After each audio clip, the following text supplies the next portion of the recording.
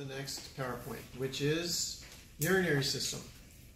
About 20 questions on the urinary system, so close to half the exam.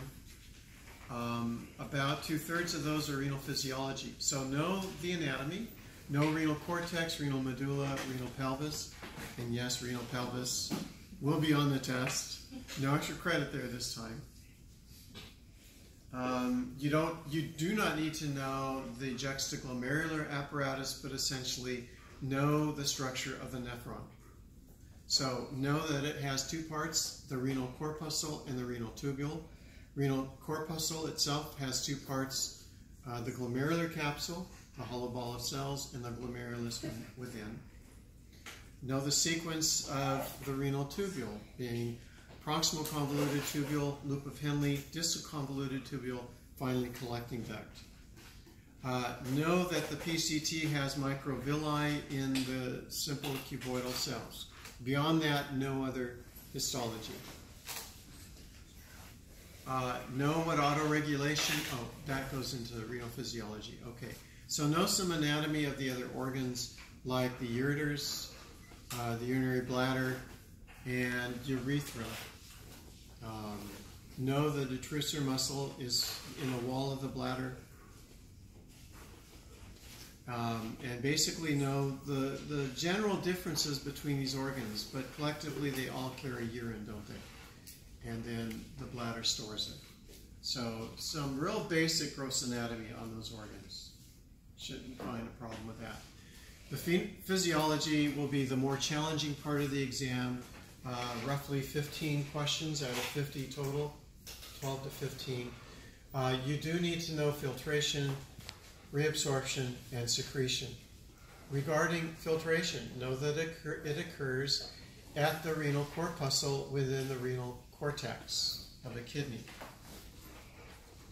It is the result of the difference between blood pressure in the glomerulus, which is elevated due to the reduced diameter of the efferent arteriole. So filtration is a result of the elevated blood pressure in the glomerulus minus the opposing forces, which are the capsular hydrostatic pressure plus the osmotic pressure. These are pressures exerted against the blood pressure, resulting in a net filtration pressure of 10 millimeters, and then resulting in the net filtration pressure, which is the rate, averaging 125 milliliters per minute. Clinically measurable rate, GFR. Know the main aspects of the process of filtration that kidney autoregulation is the changing of the diameter of mostly the afferent arteriole in response to changing blood pressures in your body, the goal of which is to make sure a continual volume of blood passes into the glomerulus, assuring that filtration will occur independent of your filtration, of your blood pressure rather, of your systemic blood pressure. So that's the point of autoregulation. Does it affect urine output? Answer, no. What affects urine output? Answer, mostly hormones. The nervous system sympathetic nervous system can be activated to reduce urine output quickly, but mostly it's hormones, which is ADH and aldosterone, which both increase reabsorption, reducing and reduced urine output. And on the opposite coin, ANP, atrial natriuretic peptide, which is a response to high blood pressure. When the atria expand to accommodate that high blood pressure, then they release ANP, which then stimulates the kidneys to reabsorb less, and therefore urine output is increased. It's elevated. And that release of fluid will prevent you from high blood pressures that could injure you. So if you have chronic hypertension, always high blood pressure, it would be normal to expect ANP is being produced into your blood a lot of the time. And that would be an indication of chronic hypertension.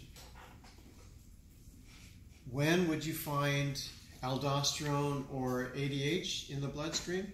You'd find it if you are not drinking much water, if you're excessively thirsty otherwise, or you just ingested a very salty meal.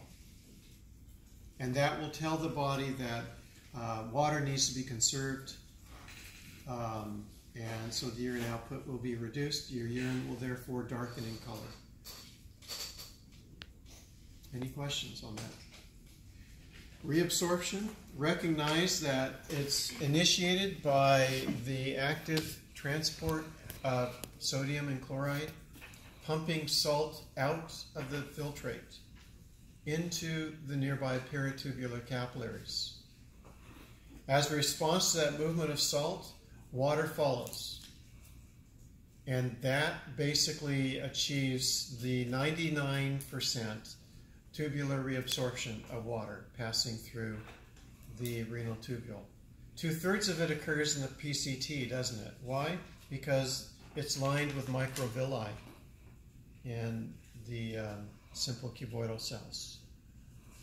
But then ADH affects it by increasing pores in the distal convoluted tubule and collecting duct, and by increasing those pores, more water is reabsorbed.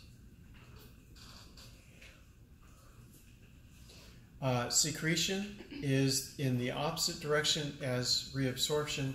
It's the active pumping of excess electrolytes like sodium, chloride, potassium, and hydrogen ions, most importantly hydrogen ions, from the filtrate, from the bloodstream into the filtrate.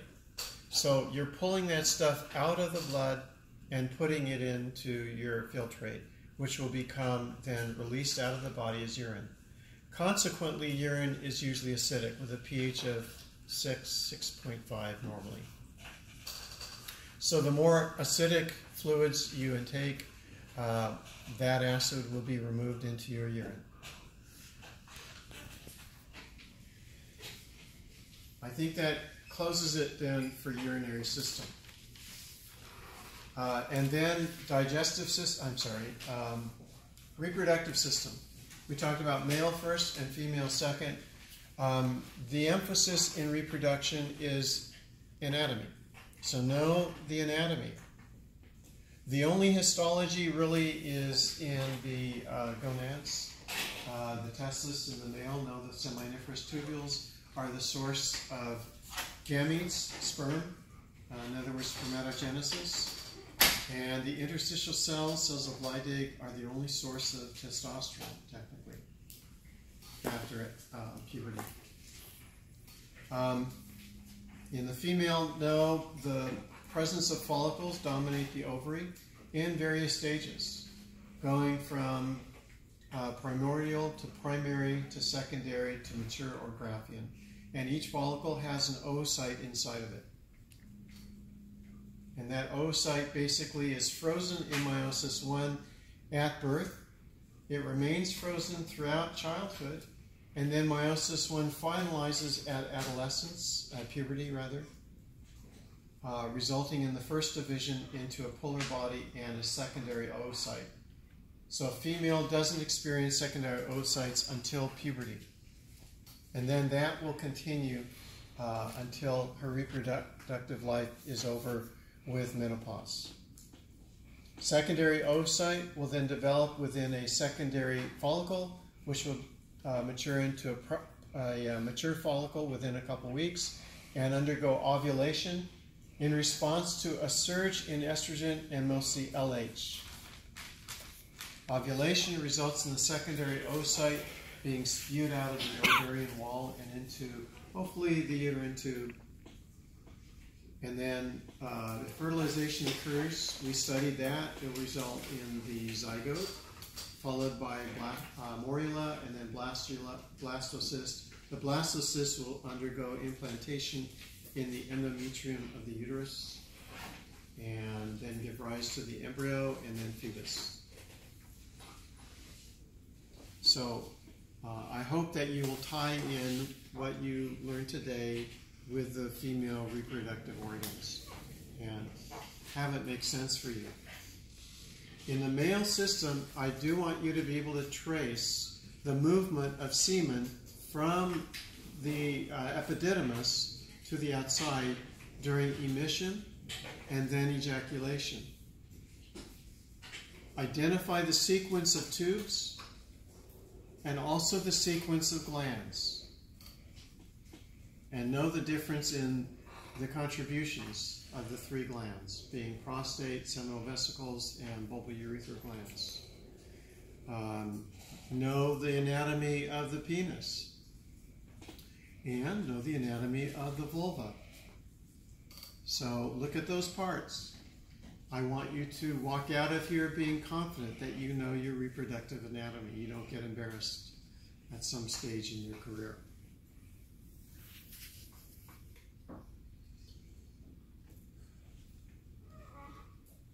You do need to know the hormonal cycling in male and female. So what occurs at puberty?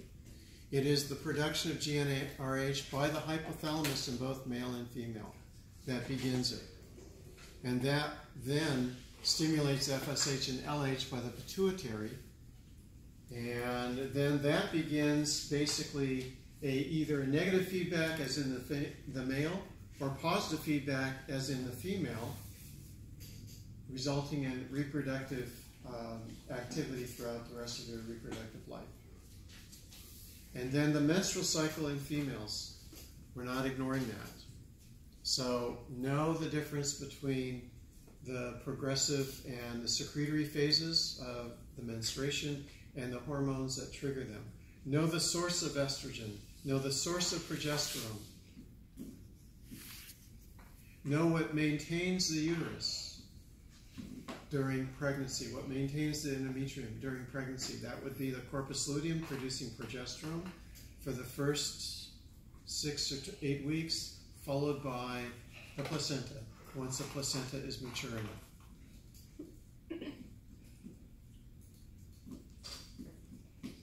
Questions? I think I covered all of it. Human development. Just a few questions.